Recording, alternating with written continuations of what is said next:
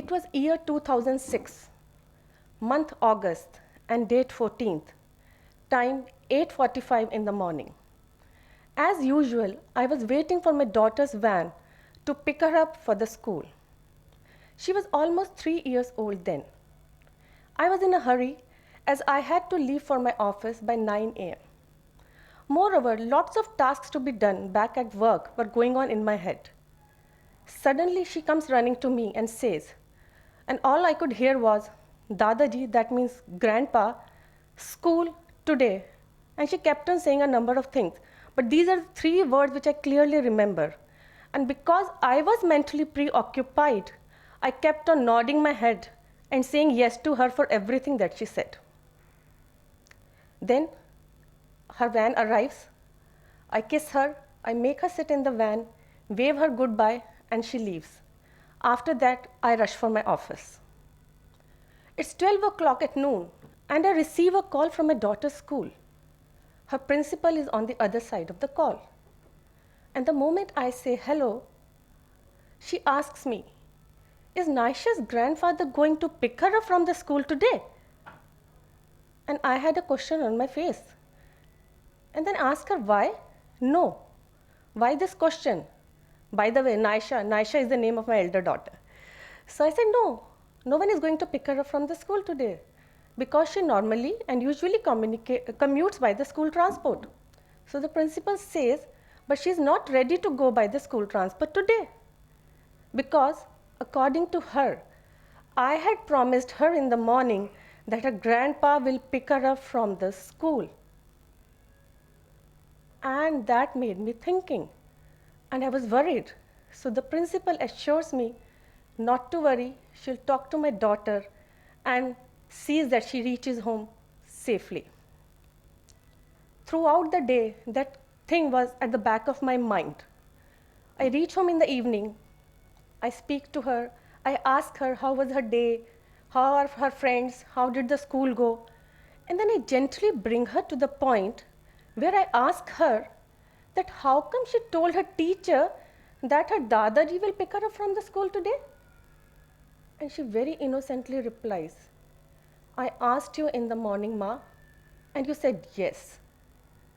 Oh my God, that was the time I thought how blunders are created if you are not listening to what the other person is saying and you are just busy in your own thoughts. And from that very moment, believe me, I started working on my listening skills, and I still am working on them. Listening requires conscious efforts. To be a real good listener, most important is your body language, such as your eye contact. How do you lean forward when the other person is speaking, your body posture, and nodding your head. But mind it, at the right time, in the right manner, not the way I did. Listening is the magical key to human relationships. It is a very vital skill. It must be learned and practiced every day. Every second we hear a lot, but we do not listen. Hearing and listening are 2 different terms altogether. While hearing, we are always in a hurry to reply and respond back to the other person. The focus is on us, whereas in listening, the focus shifts from us to the other person. We start to understand the things, the talk, from the other person's perspective, his or her point of view. In listening, we try to make sense not only of what is being said, but also of all that is not being said. The nonverbal communication, the facial expression of the other person, his or her body language. So if it is so important, why are we not listening then? Because we are bombarded by so many distractions in our lives, such as mobile phones, the calls, the chatting on the WhatsApp, email sending, email receiving, and so on. Though I knew of all these distractions before also, but second time it was brought to my notice by my daughter.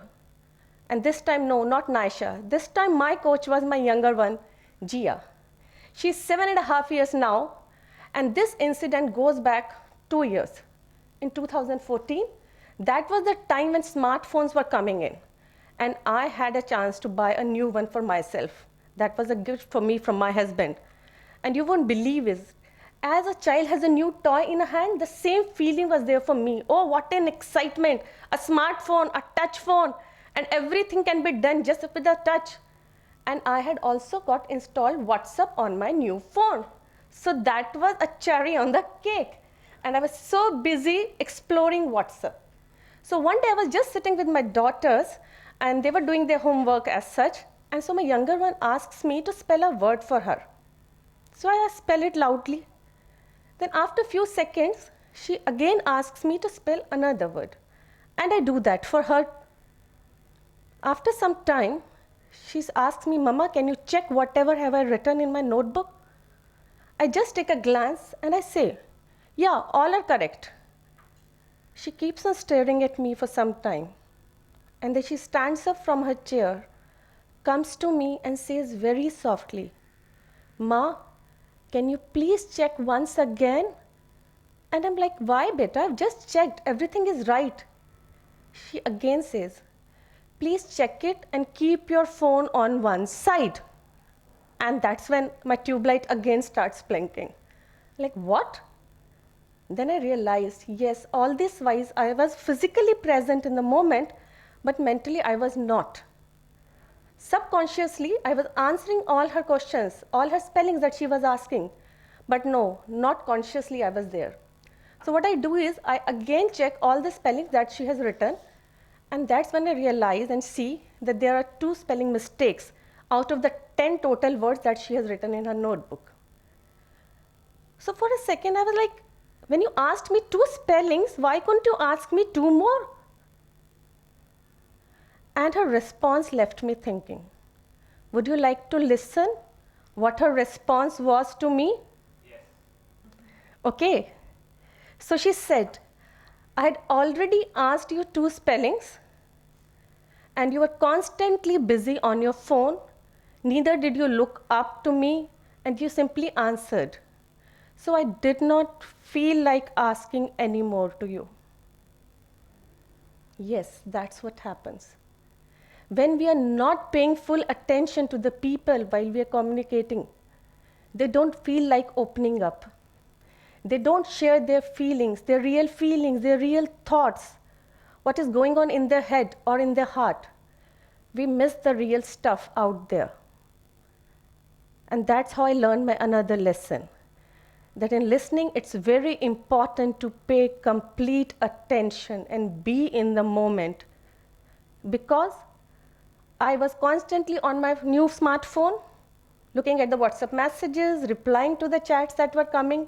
That's the reason I failed to make a connect with my daughter.